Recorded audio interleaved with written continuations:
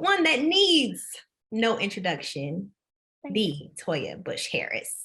you. Welcome to Yay. In Style Atlanta. How are you today? I'm doing great. How are you? Girl, it's beautiful outside. It's sunny, but it's hot. It's hot. Look, we're not going outside. Listen, this Atlanta heat this summer is something I don't remember. But I'm not complaining because it took so long to get here. Did you notice that? Oh, cheers. Cheers. Let's have our girl talk. Look. Yeah, it did take us a while to get here, but I'm really excited to talk to you. You know, you're just one of our favorites, and thank you. We're just really excited about this new season of Married to Medicine. So what's your thoughts? I mean, overall on the season. Overall, you know what? Okay, so it started off with Toya on a self-care journey. I can say that. Okay, you couldn't pay me to get in no drama, honey. Because you have been in some drama in the past, a little bit. Girl, what you mean? Every season somebody was coming for Toya, so I was like, okay, no, y'all do you. I'm happy thoughts. Okay, right? It was like that, and I think the season took a hold of itself. It was like we brought on another young lady that was new to the team, and and then Quad came back full time, and Carrie was visiting, a lot more, and really and truly, there was so many different personalities, that it just caused conflict everywhere. Me and Contessa having a relationship now that has been blossoming and amazing. Simone, my big sis, so all kinds of stuff like that was just kind of like causing, I think, a rift between a lot of other relationships. So, but Contessa are cool now, like, because I didn't know if y'all were ever going to get to. Girl, honey, you know what? Let me be clear. It has always been that I know I pride myself on being a good friend. I tell people, I don't even have to tell you, everybody knows. But one of the things that I have to be able to do is trust you as a person, and then you trust me in return. And I think with Contessa and I, after we lost that trust early on, it was like I didn't even look at her the same. But after the reunion last year, it was like we had so much time to actually get to know each other again, and start really feeding our relationship without the other ladies' involvement. I'll throw that out there. Okay. It was one-on-one. It was very one-on-one, conversations that were very genuine, off camera, a lot of them. And, we just built our relationship back up. Well, that's beautiful, because sometimes that doesn't happen.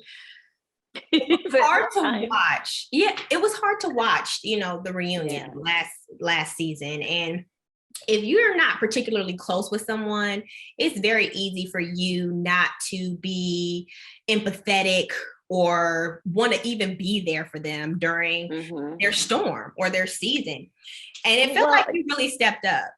Yeah, it's funny. That's one of my, I want to say it is a good characteristic, but it's also a bad one. I have a very loving heart.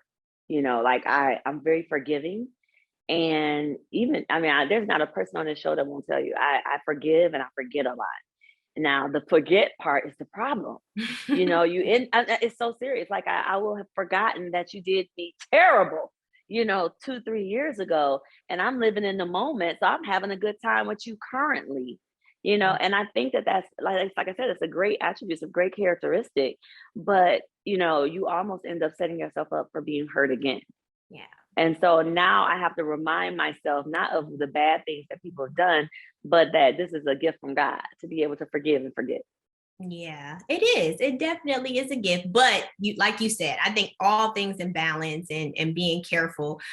What other relationships, how are you in Heavenly?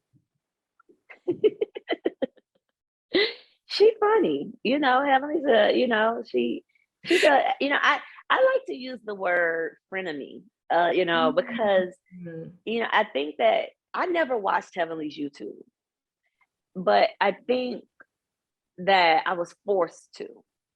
Oh. And so, and I'm gonna leave it at that. And you know how your friends are always gonna have something negative to say about you, but you don't think that they're sharing it with the world. You don't think that they're, like, you want your friends to be uplifting. And I think the problem with Heavenly is sometimes she forgets to be an uplifting, supportive friend. She gets caught up in, I want to be a funny friend, or I'm just telling a joke friend. And it's like, but you're hurting us. And it's on a public platform for the world to see. I mean, maybe funny behind closed doors would be a bit different. Maybe not. Maybe not. Maybe not. Maybe not. Because think about it. If married, would you want somebody joking about your husband? Would you want somebody joking about you being a hoe? I think she one time called me a prostitute. So I think that it is her version of funny sometimes can be very stressful on everyone. And so how are things with you? And so you said Simone's your big sister, so obviously you and her have a good relationship. What about Dr. Jackie? Dr. Jackie and I, we've always had one of those relationships where honestly, she's like the mom of the group. She's very I think the only reason why her and I stopped really talking the way we used to talk, like we still talk and we still communicate, and I still feel like I can go to Jackie and say whatever and get get honest feedback. But I think that what happened was with her and I, it got to a place where I got tired of Jackie not having a voice of her own. And it was like she took on that whole silence is golden and was like, I'm just, and on reality TV, silence is not golden, honey. It's not like, because really and truly, what I love about our show is that we're all grown women with our own independent thoughts. And when you have women that are now just taking a back saying, I'm just, nah, I have no comment, but then they turn around and have a comment with, just one individual off on the side, that's a problem. Because like I need Jackie's support a lot, with this group of ladies. Because they can be a little, abrasive and attack in a hard way. Do you feel like in the past seasons you were targeted and attacked? And if so, why do you think that was? If I'm gonna keep it light, I've been saying it. Basically, they say if you, since season 1, if you get into it with Toya, you become a main character. That's that's the thing. Think about it. Season 1, me and Mariah. Season 2, Simone and I. Season 3, the list goes on. Lisa, and after that it was Quad, and it's like it's continuous, And I think that it can't be that that Toya saying. I mean, I'm sure my voice can, in my opinion, can be problematic sometimes, but I think that I think that when I do give my opinion, it's honest and and I mean well. I don't think that I've ever came for anyone in a vindictive way. I know that for a fact.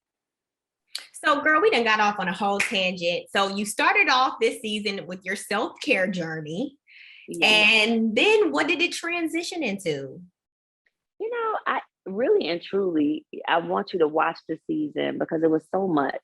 My son is getting older, so we had some things happen with him. He's a preteen. Oh my gosh, we've seen him grow up. Yes, girl. My kids have been on TV since he was born, and the other since he was 2. So this is their life. They know 4 or 5 months out the year, this is what we're doing. And this year I had to pay them. Yes, honey, and I got that idea from Simone because they were starting like, I don't want to film. I don't know. I don't want to do it. And you want them to do it. You want them to be happy. They're like, look, I got a life of my own, and you're interrupting it. Okay. Oh yes. And so I was like, so you see a lot of that. They take after their dad and mom. They're boisterous. And they were watching me and Eugene go through our own woes. And I think that, we had some real life scenarios this season. And then we had some women who was, doing some vindictive things. I'll say that. you know, that I had to deal with, but it's dealt with. Really? So, Do you think, I want to get into you and Eugene real quick, and then we'll circle back around to this. But you guys, we've seen you guys grow as couples. We've seen you, every single season, go through things together. How do you maintain your relationship, and what do you think is the secret sauce for sustaining a relationship in a world that's really girl, we have more like, divorces. Honey, yes, we have more divorces than we have marriages. Let's be clear. We can break it down. exactly. We have more people cheating in their marriages. We have open relationships now. We have swingers. We have it all. Okay, in this day and age, and it's normal. All right, that's the new normal.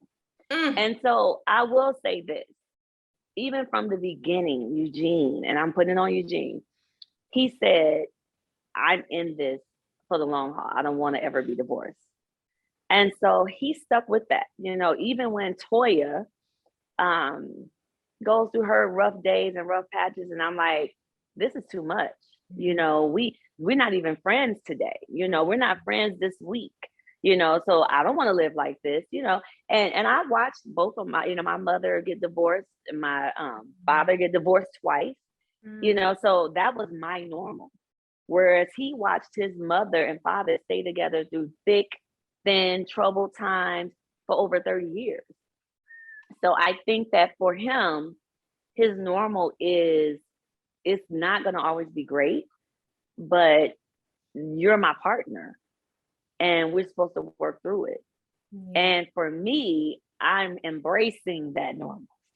I feel embraced. But you bring up a really good point, because it is really challenging when, and I tell people, a lot of times your childhood is your baseline. It's your normal. It's the view in which you see the entire world. So how do you do that? How do you press past what you know to be normal? You have to decide, and it started with me with my vision boards. I had to decide what I wanted for my life long term. And I, at the top of my vision board, I have, real friends. I have people I can trust. In the heart of it, I have my husband and our relationship, and, romance, and, want better communication, and my children, I put up there with them, always being saved and godly and, educated. And then around it, you have all these different things, the houses, the different houses, the dream houses. You have everything else that you see and that God gave you the vision for. And I think for me, I had to start walking in that vision and not somebody else's, because that was my parents' walk, but it wasn't mine. I love that. I love that. And even when it comes to, some of the other ladies and their relationships, everybody has their own individual walk and their own individual journey. Did you feel like, some people were kind of hard on Contessa and wanting her to just leave her husband? I mean, she was with him for 20. She's been with them since I think she's like 18, 19. Yeah, 20 years. Long time. Plus years. They have kids, they have investments, they have businesses. And even when they're in that down moment, we can imagine how hard it would be to actually walk away from somebody. Oh, I'm sure I have a friend right now who's going through a divorce. And number one, it's costly. Okay. Yeah. Number two, like you said, you have businesses, you have all these things that you then have to separate, and then our children, that's the first and foremost. I think that's another thing that we really don't look at in the scenario. Like you said, if it affected us when we were children, do we really want to put that on ours today? Because think about the age and the world that we live in. God forbid we raise another generation who's okay with divorce, who's okay with just getting married and saying, what, I'm done. I can't stick it out. It's not worth fighting for. Yeah. I know in Atlanta alone, so many men and women who are okay with, not getting married because they're like, I don't see anybody happy. And it's crazy for me because it's like, where in life are you happy every single day? Yeah. I think that marriage it definitely is a commitment. It's definitely, based on some ups and downs, but it really is based on you being a forgiving individual and giving your partner grace. And I think that's why you're so good at it too, because you're actually a forgiver. But I need my husband to be a forgiver too, because I'm not perfect. Yeah, I'll be over here acting a plumb fool, not in that way where, but in a way where it's like, he when we moved to this neighborhood, he was so excited. I was so excited. And we were partying in the backyard every night. And I wasn't in Buckhead for like years. I realized this year that I hadn't been to Miami by myself with just my girls in 10 years. That's crazy. It's down the street. But the reality is you get stuck in this phase of life where you're in mommy mode, you're in wifey mode, and you lose yourself. And I think Contessa showed last season and the year before that there was a part of her that she had lost. And she was trying to regain it, bring it back. And it's a fight though with our spouses, because they get used to us being a certain way, And so I like I said, it has to be forgiveness on all levels and a certain amount of grace where you're like, look, do what you got to do. Because turning 45 for me was life changing. It really was. What changed at 45 for you? Well, it started with my husband not planning anything for my birthday. Oh my goodness! And you're the party person. Yes, I throw parties for people, and so it was like, and what he said was, and here's what I noticed. He had took off from work, and he was like, "Well, what do you have planned?" It just threw me for a loop, and I said, "You know what? I have something planned. I'm going to Cabo, and you're going to stay here with the kids." And that was the first year in our marriage where I had went anywhere by myself and took some self-care time. Some time that was like, I'm tired of going on vacations and figuring out what we're going to eat, where we're going to go, planning everything. If that's the case, I might as well do it for myself. But that was the beginning for me realizing that I was not living my life to the fullest. I was living the life of this family. Yeah. And it's not fair, because I think you shouldn't lose yourself when you get married and have children. And then all of a sudden when the children are gone, you're then trying to find yourself. Girl, we Black women, we look great at this age. We better take advantage of it. So, We do. But I mean, you bring up a really good point, because I think obviously the heart is in the right place. And I think generationally we've been taught like, that's what we're supposed to do, is like, when you're married, when you have a mother, that's first. Like, yes. We were not taught that we were to put ourselves first, and not knowing that when you put yourself first, it trickles down to everything. That's it. And that's what I'm telling you, my pastor's wife is amazing. She tells me that, if you're not happy, girl, nobody happy. The house not happy. Okay. We the sunshine. We wear many hats. You know what I mean? And it's like, I needed to get to a place where I was feeding my soul, my spirit, and getting my happy back. And then my children had even noticed. They were like, "Mommy, you're not fun. You kind of, you're always upset." And I was like, "Say what?" And it was crazy for me to hear it from a child's mouth. But they telling the truth. They telling the truth because they're seeing it, because they know, they feel it. Like, that's what we don't understand. Our kids are way smarter than we give them credit for. They see it. They feel it. And so it's really important. So you went to Cabo and you just had, what was that trip? It was fun. It was restful. Honestly, I woke up every morning at whenever I wanted to wake up. Had room service whenever I wanted to. I got dressed up and I took my time. There was no one there rushing me, saying we're gonna be late. Okay. I laid out by that pool until I felt like getting up. I picked up a book, a real book, for the first time in I don't know how long, and magazines for days. It was amazing because it was totally based on me. And I came home, I was like, hey, refreshed, renewed, honey, restored. it was a whole new Toya. So what are you gonna look forward to keep this theme going?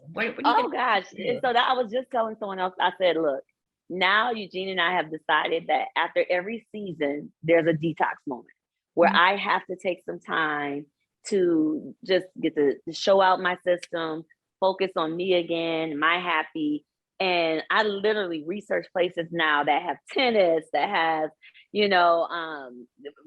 spas and retreats, and there's just fun and relaxing and sexy for me. And now I come home, I'm happy, I'm ready then to do the whole family thing and go on the family vacay. We're leaving for our anniversary trip in July, and I'm ready. I'm like, what you want to do? Let me plan some other stuff. Whereas before I would have been like, do you have anything planned for us? Right. You gonna surprise me with something? Right. And I'm happy that you're bringing all this up, Toya, too, because there has, it felt like, been shade in the past about you not being a doctor, but people don't really understand that running a household, running a family is sometimes even harder. I mean, I stayed home after my daughter, and I couldn't wait to get back to work. And that was just fun. And it doesn't get easier because I have a friend right now who's dealing with, a scenario with her daughter, because they're teens and you leave them home by themselves and, they get into stuff. Yeah. Okay. You have, I have a son who's a preteen and he's a boy and he's going through his phase of learning and you want to watch, because I need to know what's going on. Who are you talking to? Or even this morning, I had to be on Good Day Atlanta and I received a call from another mother who was like, isn't Ashton supposed to be on his tutorial? Ashton at home sleep. Eugene sleep. I'm called, hey, get up.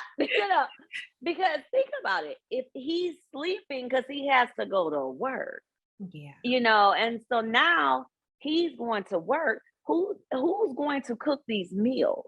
Right. Because we're not the household where we need to eat fast food every day. No, I was raised that my mother cooked Monday through Thursday. Friday and Saturday we had some little, McDonald's pizza. Sunday through Thursday. And every meal had to be a full vegetables, starch, real food. And I think that I instill those same things with my children and in this household. And so we're like, who's gonna keep the food in the refrigerator? Who's doing that? Who's making sure the house is actually ran?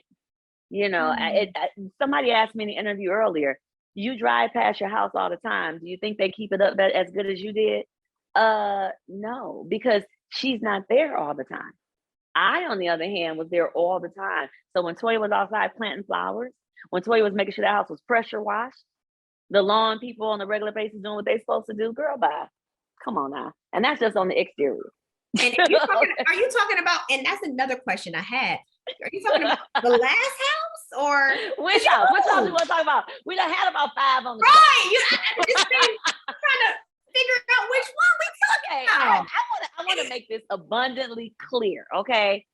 Me and Eugene's first house together was in the Cascade area. We built it from the ground up. To us, it was our dream home. First house. Okay. Then we rented some houses so that we could build our second dream home, which was always supposed to be in a gated neighborhood with children running around. The first house did not offer that. And close in a great school system, things like that, right? Boom, dream house down the street. Then COVID happened and COVID changed everybody. It changed us in ways that you never would have thought.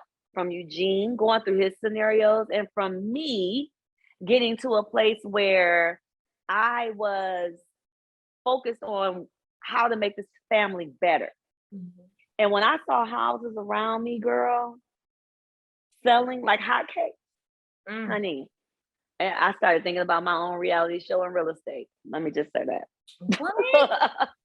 So you sold the house, but I thought that was like, I mean, the closet. I mean, that was your dream, like every detail. You know, but that's the thing. When we bought that house, it was already, you know, the foundation was already in the ground, right? And so the design was already there. We changed some things to it, but I didn't design that from the ground up. Okay. Now, I definitely designed that closet all day.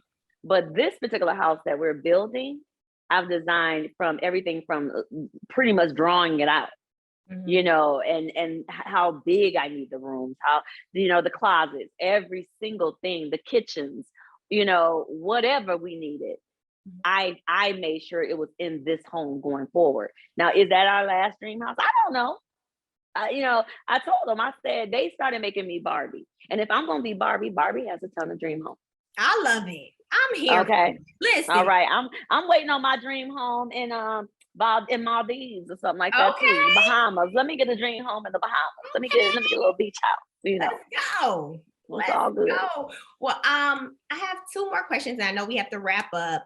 Okay. One, I want to ask you about your experience on reality television, because, you know, we're embarking on some reality things, and I really want to get your advice on that. And then two, I have to hear about this wine. But okay. Let me make it quick then. I got you. Okay. Reality TV. In the beginning, it was stressful. It was new. It was a lot to embrace. One of the things that I have learned is that you have to be open to I have to be open to the fact that I am on an ensemble cast, and they're not going to show my whole life. They can't. They don't have the time. This is not the Toya show. So the reality is they're going to pick what's most exciting. And it's not always the fun. That's not fun for us. But you have to think like a producer and tell yourself what's going to get us ratings. Is it a true depiction of my life? Sure, a portion of it. Right. But it's up to you to make sure you get all of the rest of your story out there.